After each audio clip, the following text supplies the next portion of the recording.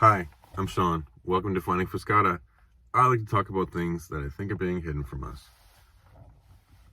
This one is a subject. I used to have a podcast called Off the Deep End, and this is one of these subjects that probably belongs on a channel called Off the Deep End because it is so woo-woo and bonkers that it might actually be right. Now, I am going to put a disclaimer out there. I'm not a physicist. I'm not an anythingist. I'm a construction manager. But I see things in different ways, and I know that's not a qualifier, but sometimes I have an idea, and I'm like, that could actually be like a real thing. So I'm going to put it out there in the universe, and if somebody else there with a bigger brain than me comes across it, and it's clearly batshit crazy, then cool.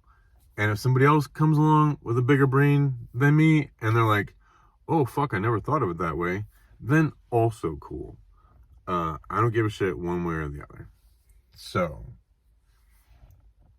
I have an idea, and I'm trying to flesh this out. But the idea is, it takes a few assumptions. But it's about dark matter. So I was watching some videos this weekend about dark matter, and I've watched a bunch over, the last number of years. And I have this idea that just won't go away. It just won't stop.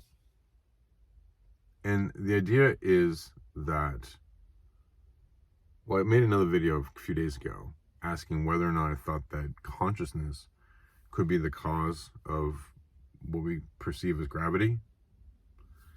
And I know, yes, all the things that you're saying right now, tracking. Because I know how crazy that sounds. But it does solve an interesting problem if it's true. And it kind of addresses the weirdness of dark matter, right? Because how does that thing go? It's like, dark matter composes like 96% of the matter in the universe and all this other kind of thing, right? And they know that it's there, they can measure it, they see what it does, but they don't know where it comes from or what it is, and you can't, it's like there's nothing like there. There's no there, except there's totally a there. And it all just ends up being very sort of confusing. And there's a lot of big, huge brains, crunching big, huge formulas to try and figure out the deep problem of dark matter. But I have to wonder, is that if it's true that this is a holographic universe, that all of this is a projection, which, interestingly, was the conclusion of the earliest physicists who are working on quantum theories. And it's curious, I don't know if you know this, but you've heard the whole thing about Schrodinger's cat. Like, you put a cat in a box, a little bit of poison, and, you set the poison timer to release, but you don't really know when. And then, but then you keep the box closed so you can't see the cat. And the idea is that at any given point in time, because you don't know if the poison's been released or not, the cat is basically both dead and alive until you open the box and observe it and collapse the wave function and, find out what happened to the cat. And that was always kind of an interesting theory. I was like, oh, that's kind of cool. I enjoyed that as a mental picture. But what people have been talking about lately is that Schrodinger talked about that as he was mocking the idea. So he wasn't saying this is how it is. He said this is how absurd this is. And a lot of those physicists realized, and I was listening to some lectures and some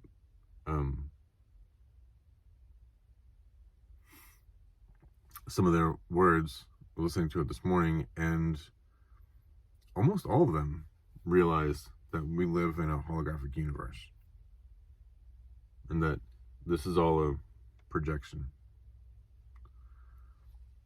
Well, if that's true, And if it's also true that the Earth is spinning on its axis and moving around the sun, and the moon is moving around the Earth, and you've seen those like 3D models of the planets going around the sun, and the sun moving along, so it's like this crazy swirling mess of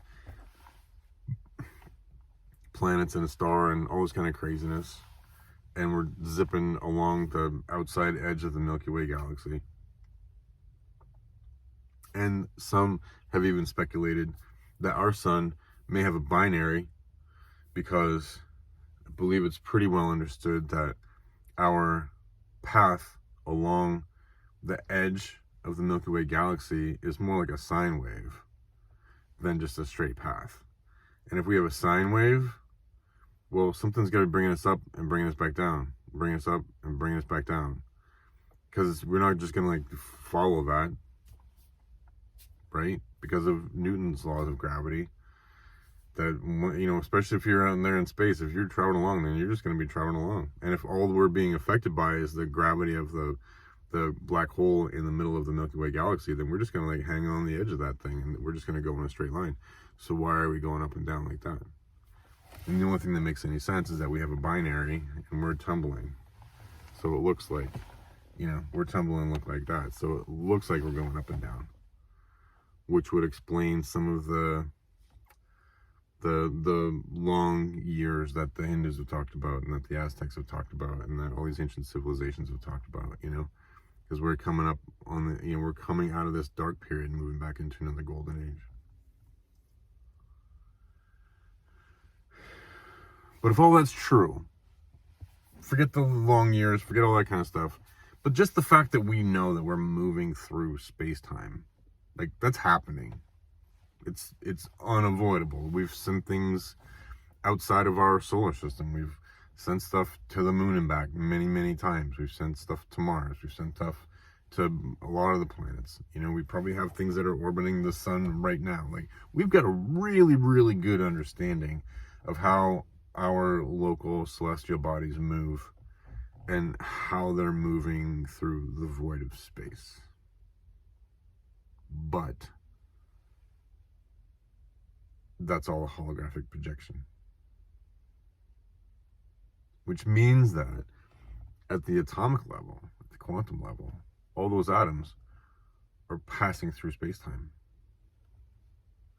And according to my model of gravity that I've been curious about, is that the thing that causes gravity is an atom's passage through space-time actually excites not the quantum field, but it excites space-time. It excites the fabric of space-time at the Planck length and causes a charge which draws things back in towards it, which, you know, is what causes gravity. But that means that there's an excitation at that level. Something gets stretched apart a little bit. And if it's true that as things are moving and things are coming, you know, into existence, and atoms are being crushed together and all that stuff is happening, and things are moving from the non-real to the real at that level, could it be that the movement of something from potential to reality, from something from non-real to real, sets up a resonance pattern at the string level within that path of space-time through which an object passed? So in other words, as the sun is spinning, it's made of atoms. And as those atoms are moving in the sun, having their reactions and launching out and doing all those things that they do, every time that atom moves, like the Planck length, the strings at the Planck length are moving a little bit, and they stretch a little bit, and they resonate a little bit. Because remember, Tesla said that if we understand vibration, then we'll understand everything. So what if it's that dance between the real and the non-real as those things are moving? And after that celestial object passes by, or whatever, like me, after I pass by, because I'm hurling along 1,000 miles an hour on the surface of the earth right now, after I pass through this space-time, what if, which way am I going?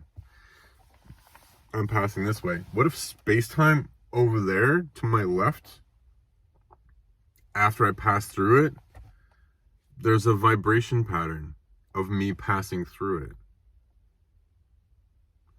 Like if you pluck the strings on a guitar, it's still like, it still rings for a while.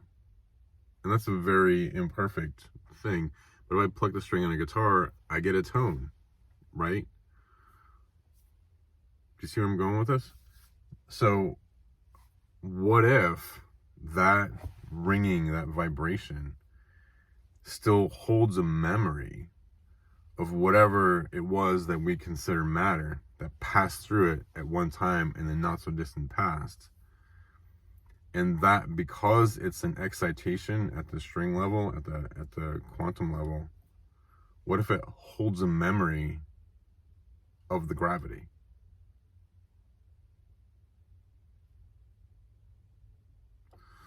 So that, or even holds a memory of the object itself.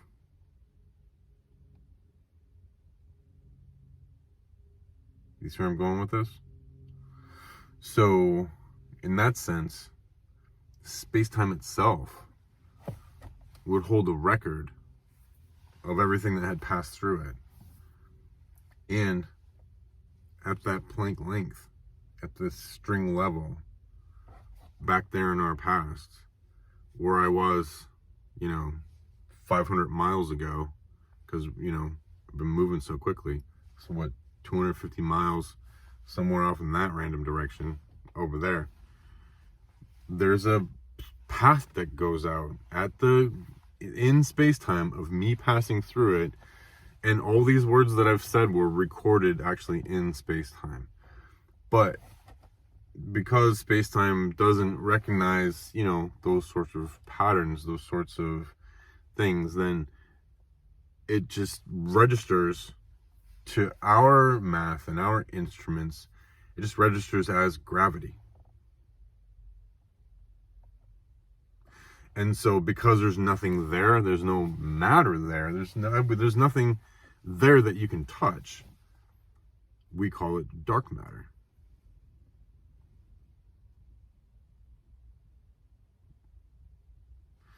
I mean, interesting, right?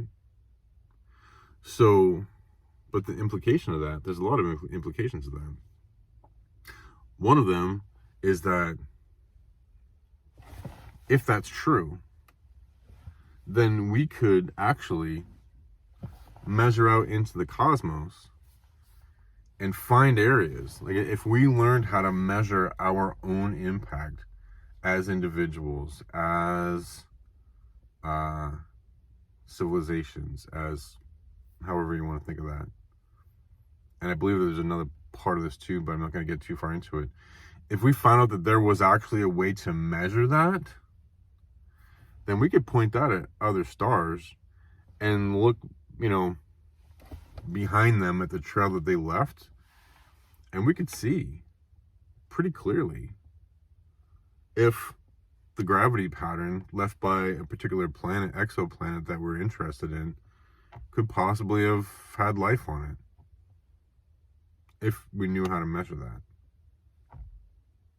I'm just saying. Anyway, so that's my off the deep end thought for the day. Is it insane? I have no idea. I'm not one of the smart guys in the room. You tell me. Anyway, hope you're doing well, and taking care of each other, getting your vitamin D, wearing your sunscreen. Take care of your knees. You'll miss those when they're gone. And goodbye. See me soon. Bye.